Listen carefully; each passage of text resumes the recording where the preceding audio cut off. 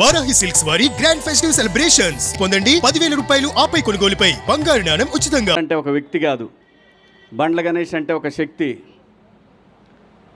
పర్సనల్గా నాకు గణేష్ అన్నతోటి నాకున్న పరిచయం 30 సంవత్సరాల పైమాటే, 32 ఏళ్ళు. నాకు మొదటిసారి కలిసినప్పుడు కరెక్ట్గా వారం 10 రోజుల్లోనే ఆర్టిస్ట్గా చేస్తున్నప్పుడు నాకు కమ్యూనికేషన్ లేదు. అంటే ఫోన్ కానీ, అప్పుడు ఫోన్ కూడా లేదు, పేజర్ ఉండేదన్నమాట. ఎవరన్నా ఫోన్ చేసి ఆర్టిస్ట్గా మాకు కావాలి అని చెప్పడానికి పేజర్ ఉండేది. నేను ఈ మాట ఇప్పుడే కాదు, చాలా సందర్భాల్లో చెప్పుకున్నాను నేను. అది ఈ పరిశ్రమలో నాకు మొదటిసారిగా అవకాశం నాగార్జున గారు ఇస్తే, వైవిఎస్ చౌదరి గారి డైరెక్షన్లో, ఆ తర్వాత మొదటి సినిమాగా మాస్టర్ రిలీజ్ అయితే నాకు ఎవరన్నా సహాయం చేశారు అని అంటే అది గణేష్ అన్న మాత్రమే. ఎందుకంటే నాకు అది ఆ రోజు చాలా ముఖ్యం. మనకి టెలిఫోను ట్రంక్ కాల్స్ ఇలాంటివి ఉన్నప్పుడు ఒక ఇంపార్టెంట్ విషయాన్ని చెప్పాలి అన్నప్పుడు గంటలు రోజులు తరబడి జరిగేది. అలాంటిది ఆ రోజు నా కమ్యూనికేషన్ అనేది, అప్పుడు అది ఎంత కాస్ట్ కూడా తెలుసా మీకు? అది 4,000 5,000 ఉండేది. అది రే శివ ఇది ఉంచుకోరా, ఎందుకంటే రూములకు రెంట్లు కట్టడానికి కూడా డబ్బులు ఉంటాయి కాదు, తనకు తెలుసు. సో అలా మా ఇద్దరి మొదలైన పరిచయం. గణేష్ అన్న ఈరోజు ఇంతవరకు వచ్చాడంటే దీని వెనకాల చాలా చరిత్ర ఉంది. ఎంతమందికి సహాయం చేసి ఉంటాడు, ఎంతమందికి ఆస్తులు కొనిపెట్టుంటాడు, ఎంతమందికి తనకు తెలిసిన ఒక మాట సాయాన్ని వాళ్ళు కోట్ల రూపాయలు సంపాదించుకునే స్టేజ్కి తీసుకెళ్ళగలిగాడు. ఇదంతటి కారణం ఏంటంటే మనకు మనిషికి కావాల్సింది ఒక మంచి మనసు, ఓ మంచి సంకల్పం. వీళ్ళు బాగుండాలి, నన్ను నమ్మి వచ్చారంటే వీళ్ళు నాకన్నా బాగుండాలి అనుకునే ఒక మనస్తత్వం బండ్ల గణేష్ అన్నది. అలాగే చంద్రబాబు గారి విషయంలో అసలు పార్టీలతో సంబంధం లేదు. గణేష్ అన్న అందరవాడు. స్వతహాగా తన కాంగ్రెస్ అభిమానం చెప్పి ముందు నుంచి ఆయన చెప్పాడు, అది మనందరం చూసాం. ఇప్పుడు చెప్తాడు, రేపు చెప్తాడు. మాట మార్చే రకం కూడా కాదు. ఒకవేళ తప్పు చేస్తే లేదు లేబ్బాయి పొరపాటు అయిపోయిందని చెప్పే రకం.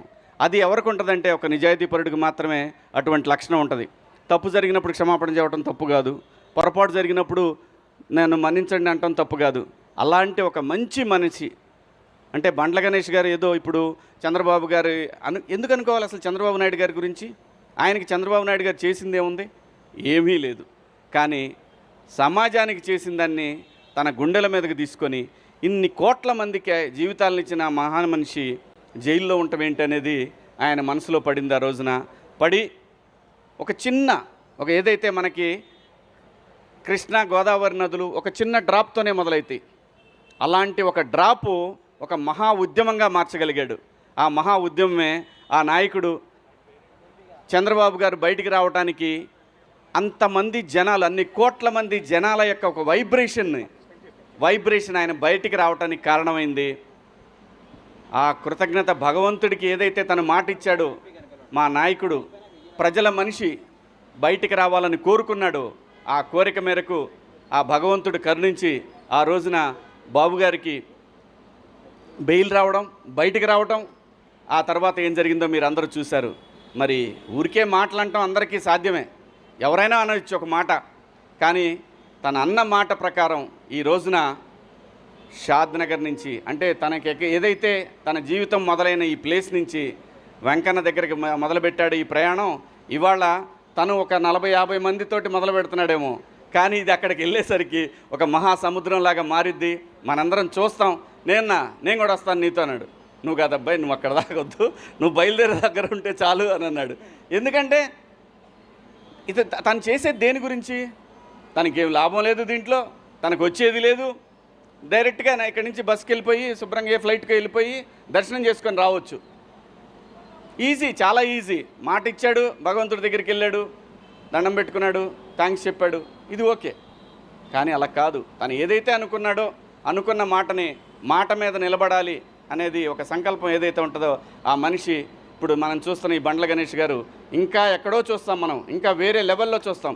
ఏ మనిషికైనా అంతేనండి, నాట్ ఓన్లీ బండ్ల గణేష్ గారు, ఎవరైనా సరే ఇక్కడ నిజాయితీ ఉండాలి.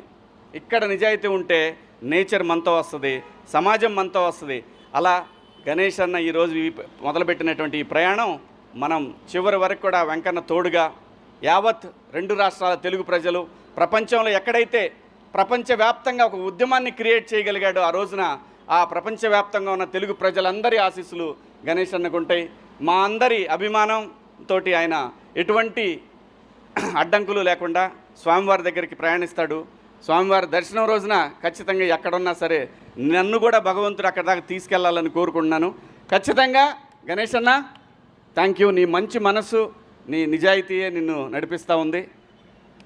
ఎక్కడ గణేష్ అన్న నాకు ఆ రోజు 32 ఏళ్ల క్రితం తలుచుకుంటే అసలు ఎలా మారిపోతుంది జీవితం అంటే సంకల్పం అండి. ఏ మనిషికైనా సరే నాకు అది కావాలి, ఆ టార్గెటెడ్గా నిజాయితీగా పనిచేస్తే దానికి బండ్ల గణేష్ అన్న అవ్వచ్చు. బండ్లు అనేది ఒక బ్రాండ్. ఈ బ్రాండు కలకాలం చిరకాలం 10 మందికి సాయపడుతూ ఉండాలని మేమందరం నీ వెనకాల ఉంటామని ఆ భగవంతుడిని కోరుకుంటూ థ్యాంక్ యూ అన్న. All the best. Happy journey. Thank you very